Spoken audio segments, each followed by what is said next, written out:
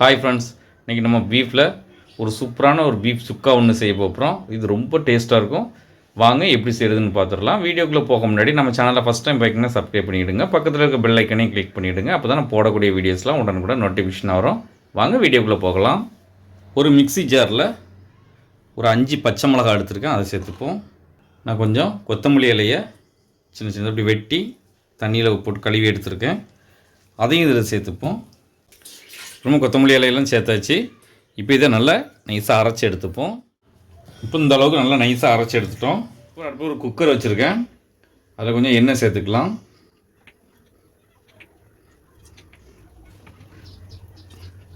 இப்போ எண்ணெய் சூடாகிட்டு கொஞ்சமாக பட்டை எடுத்துருக்கேன், அந்த பட்டை இப்போ இதில் சேர்த்துக்கலாம்.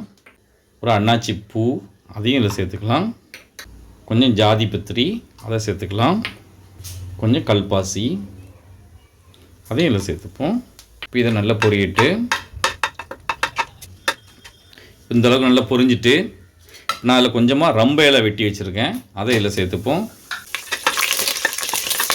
நான் 2 பெரிய வெங்காயத்தை அப்படி பொடி பொடியாக கட் பண்ணி வச்சுருக்கேன், அதை இதில் சேர்த்துப்போம். இதையும் சேர்த்து நல்லா வதக்கிடுவோம். நான் ஒரு பெரிய தக்காளியில் ஒரு தக்காளி இப்படி பொடி பொடியாக கட் பண்ணி வச்சுருக்கேன், அதை இதில் சேர்த்துப்போம்.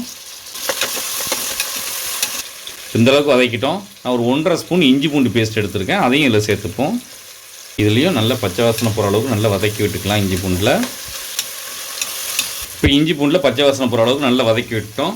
நான் ஒரு 1/2 கிலோ பீஃப் எடுத்து இந்த அளவு கொஞ்சம் பெரிய பெரிய துண்டாக இப்படி வெட்டி வச்சுருக்கேன், கழுவி வச்சுட்டேன். அதை இப்போ இதில் சேர்த்துக்கலாம். கொஞ்சம் பெரிய துண்டாக்கி எடுத்துருக்கேன். இப்போ இதை நல்லா மிக்ஸ் பண்ணி விட்டுருவோம்.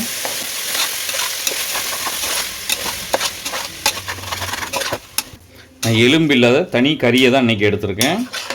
இப்போ இது கூட ஒரு 1/4 ஸ்பூன் அளவுக்கு மஞ்சள் தூள் சேர்த்துக்கலாம். 1/2 ஸ்பூன் வத்தல் தூள், 1 ஸ்பூன் சிக்கன் 65 மசாலா, இது 1 ஸ்பூன் மல்லித்தூள், 3/4 ஸ்பூன் மட்டன் மசாலா, 1/2 ஸ்பூன் பெருஞ்சீரகத்தூள், 1/4 ஸ்பூன் கரம் மசாலா. இந்த கறிக்கு தேவையான அளவு உப்பு சேர்த்துக்கலாம். இப்போ எல்லாத்தையும் சேர்த்து நல்லா மிக்ஸ் பண்ணி விட்டுருவோம். இந்த அளவுக்கு நல்லா மிக்ஸ் பண்ணிட்டோம். இப்போ நம்ம கொத்தமல்லி இலையும் மிளகாவையும் அரைச்சி வச்சுருக்கிற பேஸ்ட்டை இப்போ இதில் சேர்த்துப்போம்.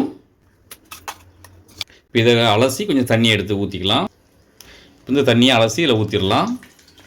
ஃப்ரெண்ட்ஸ், நான் விரைவில் ஒரு ஹோட்டலில் வைக்கலான்னு நினச்சிருக்கேன். நான் ஹோட்டலில் வச்சதும்போது சொல்கிறேன். என் ஃப்ரெண்ட்ஸ் எல்லோரும் நீங்களும் வாங்க. இப்போ இதை நல்லா மிக்ஸ் பண்ணிடுவோம். ஹோட்டல் வைக்கிறதுக்கு கடை பார்த்துட்ருக்கேன். ஹோட்டல் வச்சதுக்கப்புறம் சொல்கிறேன் ஃப்ரெண்ட்ஸ், எல்லோரும் கடைக்கு வாங்க. நல்லா மிக்ஸ் பண்ணிட்டேன். இந்த கறி வேகிறதுக்கு தேவையான அளவு நம்ம தண்ணி சேர்த்துக்கலாம். இப்போ நல்லா மிக்ஸ் பண்ணி விட்டுருவோம். ஃப்ரெண்ட்ஸ், நம்ம உப்பு உரப்பு மட்டும் கொஞ்சம் செக் பண்ணிக்கலாம். உப்பு கரெக்டாக இருக்குது, உரப்பு மட்டும் கொஞ்சம் கம்மியாக இருக்குது. லேசாக உரப்பு சேர்த்துக்கலாம். கொஞ்சமாக வத்தல் தூள் மட்டும் போட்டுக்கிறேன்.